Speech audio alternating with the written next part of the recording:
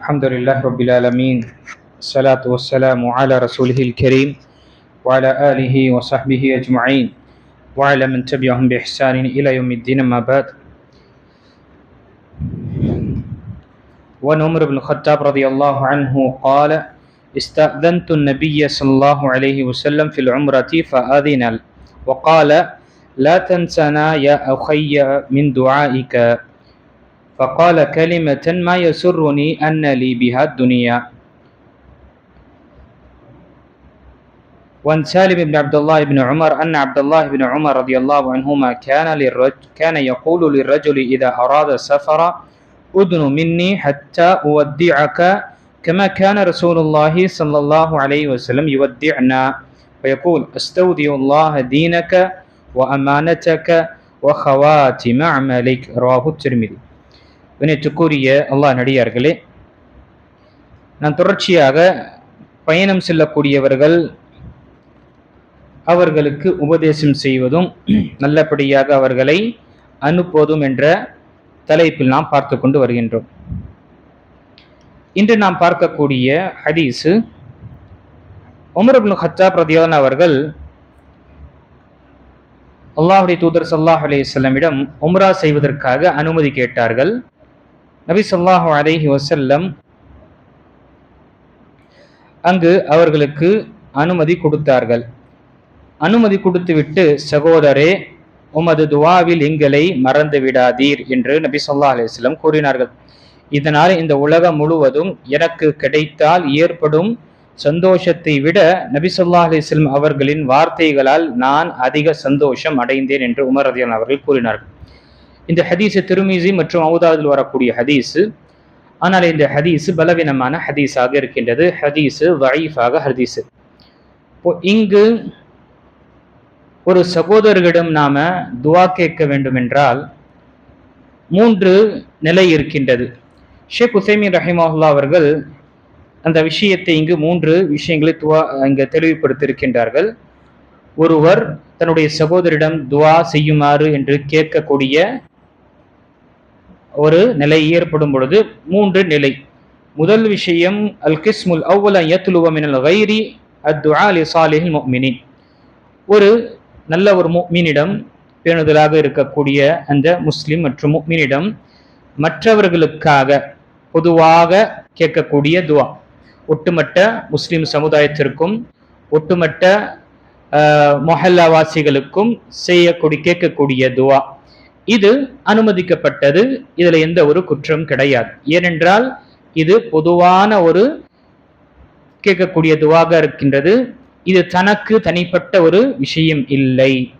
அப்போ இங்கு எப்படி என்ற இதற்குரிய ஆதாரம், புகாரில் வரக்கூடிய ஹதீஸில் கிதாபுல் ஜுமா என்ற இந்த ஜுமாவுடைய நாளில் நிகழ்ந்த நிகழ்வுகளை பற்றி இங்கு சொல்லப்பட்டது.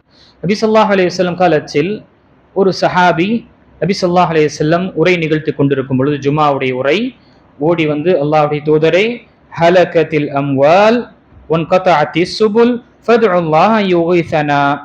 அல்லாஹ்வுடைய தூதரே, அனைத்து விளைச்சல்களும் அழிந்து விட்டன, அதே போல கால்நடைகளும் மடிந்து விட்டன, நீங்கள் எங்களுக்காக மழைக்காக துவா செய்யுங்கள் அல்லாஹ்விடம் என்று சொல்லும் பொழுது, நபி ஸல்லல்லாஹு அலைஹி வஸல்லம் தன்னுடைய கரத்தை அதே மெம்பரில் இருந்த நிலையில் நபி ஸல்லல்லாஹு அலைஹி வஸல்லம் கரத்தை உயர்த்தி கூறினார்கள்: அல்லாஹும்ம அகிஃப்னா, அல்லாஹும்ம அகிஃப்னா, அல்லாஹும்ம அகிஃப்னா. யா அல்லாஹ், எங்களுக்கு மழையை ஒளி வைப்பாயாக, பயனுள்ள ஒரு மழை.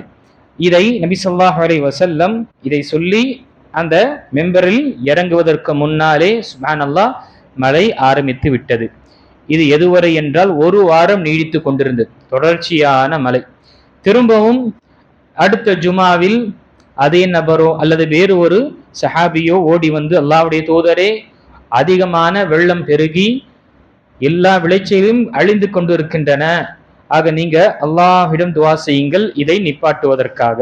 நபி ஸல்லல்லாஹு அலைஹி வஸல்லம் அல்லாஹ்வுடைய அருளை எப்பொழுதுமே நிப்பாட்டுவதற்காக துவா செய்ய மாட்டார்கள். மாறாக நபி ஸல்லல்லாஹு அலைஹி வஸல்லம் கூறினார்: அல்லாஹும்ம ஹவாலைனா வலா அலைனா. யா அல்லாஹ், எங்களுக்கு சுற்றுப்புறத்தில் இருக்கக்கூடியவர்களுக்கு நீ இந்த அருளை பொழிய செய்வாயாக, எங்கள் மீது இருந்து நீ மற்றவர்களுக்கு நீ பொழிய செய்வாயாக என்று நபி ஸல்லல்லாஹு அலைஹி வஸல்லம் இந்த வார்த்தையை பயன்படுத்தினார். அப்போ இது முதல் விஷயம் என்ன? ஒட்டுமொத்த மக்களுக்கான பயன் தரக்கூடிய ஒரு துவா இருந்தால் நாம ஒரு சாலிஹான பேணுதலாக இருக்கக்கூடிய நபரிடம் நாம் கேட்கலாம். இரண்டாவது வகை ஷேக் ரஹிமஹுல்லாஹ் அவங்க தெரியப்படுத்துகின்றார்கள், யத்லுபு துஆ மின் الرجل الصالح من اجل ان ينتفع الرجل الداعي بهذا الدعاء. ஒருவர் தன்னுடைய சகோதரனுக்காக, பிரத்யேகமாக தன்னுடைய சகோதரனுக்காக கேட்கின்றார், நீங்க அவருக்காக துவா செய்யுங்க, அவருடைய உடல் ஆரோக்கியத்திற்காகவோ, அவருடைய படிப்புக்காகவோ, அவருடைய வியாபாரத்திற்காகவோ, அவருடைய தொழிலுக்காகவோ என்று தனக்காக கேட்கக்கூடியவர் தனக்காக இல்லை, மாறாக தன்னுடைய சகோதரனுக்காக கேட்கிறார், தன்னுடைய தாய்க்காகவோ தன்னுடைய தந்தைக்காகவோ இப்படி என்று கேட்கக்கூடிய விஷயம் இதுவும் அனுமதிக்கப்பட்டதாக இருக்கின்றது என்று ஷேக் ரஹிமஹுல்லாஹ் அங்கு தெரியப்படுத்துகின்றார். ஆனால் மனிதன் என்ன செய்ய வேண்டும்? முதல் கேட்கக்கூடியவர் என்ன செய்ய, அந்த மனிதர் என்ன, முதலில் அவர் அல்லாஹ்விடம் கேட்க வேண்டும். தன்னுடைய உள்ளத்தால அல்லாஹு தாலாவிடம் தன்னுடைய பணிவை முன்வைத்து, தன்னுடைய தேவையை முன்வைத்து அவன் கேட்கும் பொழுது அல்லாஹு தாலா அவனுடைய துஆவை ஏற்றுக்கொள்கின்றான். ஆனால் இது என்ன, அனுமதிக்கப்பட்ட விஷயமாக இருக்கின்றது. மூன்றாவது கிஸ்ம் சொல்லும் பொழுது யத்லுபு الدعاء من الغير لمصلحة نفسه وهو هذا قد أجاز بعض العلماء وقال لا بأس أن تطلب من الرجل الصالح أن يدعو له لكن الشيخ الإسلام ابن تيمية يقول لا ينبغي إذا كان قصدك مصلحة نفسك. இந்த மூன்றாவது விஷயம் பார்க்கும் பொழுது மனிதன் தனக்காக கேட்கின்றான், எனக்காக துவா செய்யுங்க, என்னுடைய வியாபாரத்திற்காக துவா செய்யுங்க, என்னுடைய படிப்புக்காக துவா செய்யுங்க, இப்படி என்று தனக்காக துவாவை கேட்கின்றார் என்றால் சில உலமாக்கள் இதை அனுமதிக்கின்றார்கள். ஆனால் ஷேக் இஸ்லாம் இப்னு தைமியா ரஹிமஹுல்லாஹ் அவர்களுடைய இங்கு கூற்றை ஷேக் ரஹிமஹுல்லாஹ் பதிவு செய்து, ஒரு முஸ்லிமுக்கு இது உகர்ந்தது கிடையாது. அவன் அல்லாஹு தாலாவிடம் கேட்கக்கூடிய விஷயத்தை விட்டுவிட்டு மற்றவர்கள் மீது நம்பிக்கை கொண்டு நீங்க எனக்காக துவா செய்யுங்கள் என்று சொல்வது இது ஒரு உகர்ந்த ஒரு விஷயம் கிடையாது என்று பதிவு செய்கின்றார்கள். இதே கூற்றுதான், இதே கருத்து தான் ஷேக் உசைமி ரஹிமஹுல்லாஹும் மற்ற உலமாக்களும் வலியுறுத்தி தெரியப்படுத்துகின்றார்கள். ஏனென்றால் மனிதன் தன்னுடைய தேவையை அல்லாஹு தாலாவிடம் முறையிட வேண்டும். அல்லாஹ் தன்னுடைய திருமலை தெளிவாக கூறுகின்றான், உதுஊனி அஸ்தஜீப் லக், என்னிடம் கேள் நான் உனக்கு கொடுக்கின்றேன். அப்போ அவன் கேட்கும் பொழுது அல்லாஹு தாலாவுக்கு முன்னால் தன்னுடைய இயலாமையும் தன்னுடைய ஏழ்மையையும் முன்வைத்து அவன் கேட்க ஆரம்பிக்கும் பொழுது கண்டிப்பாக அல்லாஹு தாலா ஏற்றுக்கொள்வான். இதனால என்ன ஆகும்? அல்லாஹ் மீது வைத்திருக்கக்கூடிய அந்த நம்பிக்கையும் உறுதியாகும். பிறகு அல்லாஹு தாலா இவனுடைய துவாவை நேரடியாக கேட்கின்றான் என்பதற்காக அங்கீகரிப்பான். இல்லை என்றால் என்ன ஆகும்?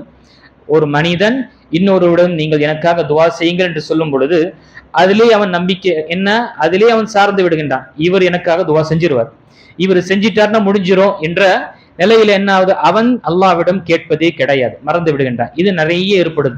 நாம கூட சந்திக்கும் பொழுது என்ன செய்யறோம்?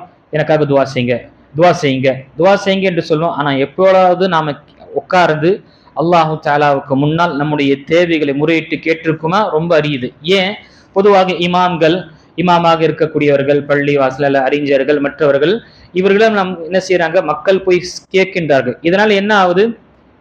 என்ன நம்பிக்கை வருது? இவர் கேட்டார்னா முடிஞ்சது, என்னுடைய துவா ஏற்றுக்கொள்ளப்படும்.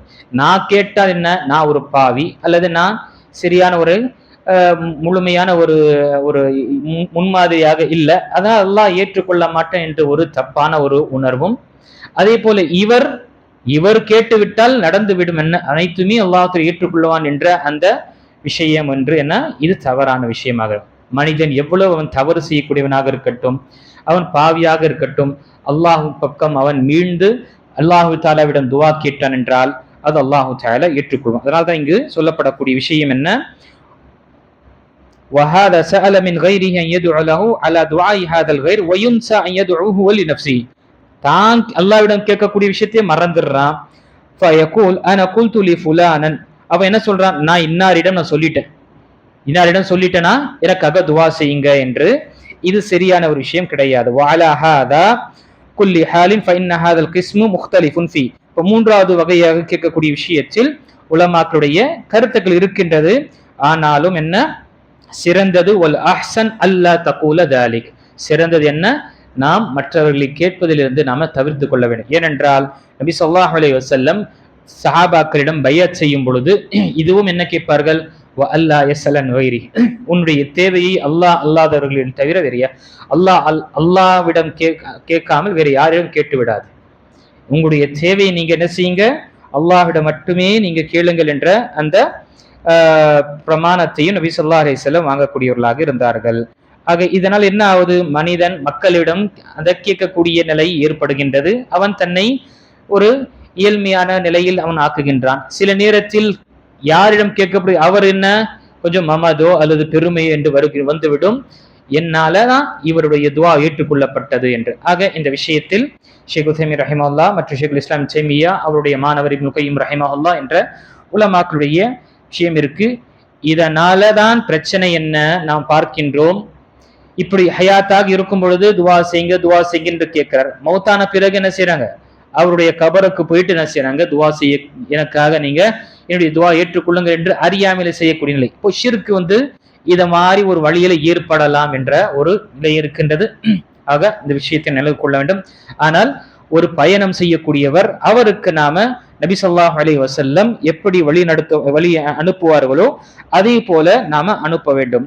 நபி ஸல்லல்லாஹு அலைஹி வஸல்லம் தன்னுடைய சகோதரர்களுக்கு தன்னுடைய சஹாபாக்களை அனுப்பும் பொழுது அவர்கள் சொல்லக்கூடிய துவா அஸ்தௌதியுல்லாஹ் தீனக வ அமானதக வ ஹவாத்திம் அமலிக் என்று நபி ஸல்லல்லாஹு அலைஹி வஸல்லம் அந்த துவாவை ஓத அனுப்புவார்கள்.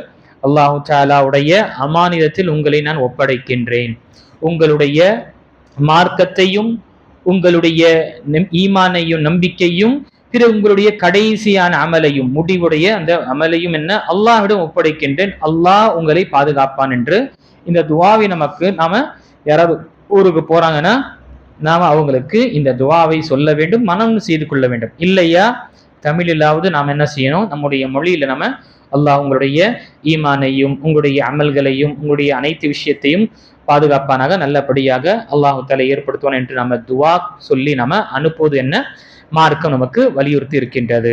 ஆக இந்த விஷயத்தை நாம நினைவு கொள்ள வேண்டும். அல்லாஹு தஆலா சொல்லக்கூடியவனுக்கும் கேட்கக்கூடிய அனைவர்களுக்கும் சொல்லப்பட்ட இந்த அஹதீஸ்கள் மூலம் பெற்ற பாடங்களை நாம் உணர்ந்து நாம மற்ற கலாச்சாரத்தில் அதை பின்பற்றாமல் மார்க்கம் சொன்ன வழிமுறையை நாம் பின்பற்றுவதற்கான தௌஃபீக்கையும் பாக்கியத்தையும் அல்லாஹ் நமக்கு கொடுத்தல்வானாக. ஆமீன். வாஹிர் தவானா அல்ஹம்துலில்லாஹி ரப்பில் ஆலமீன்.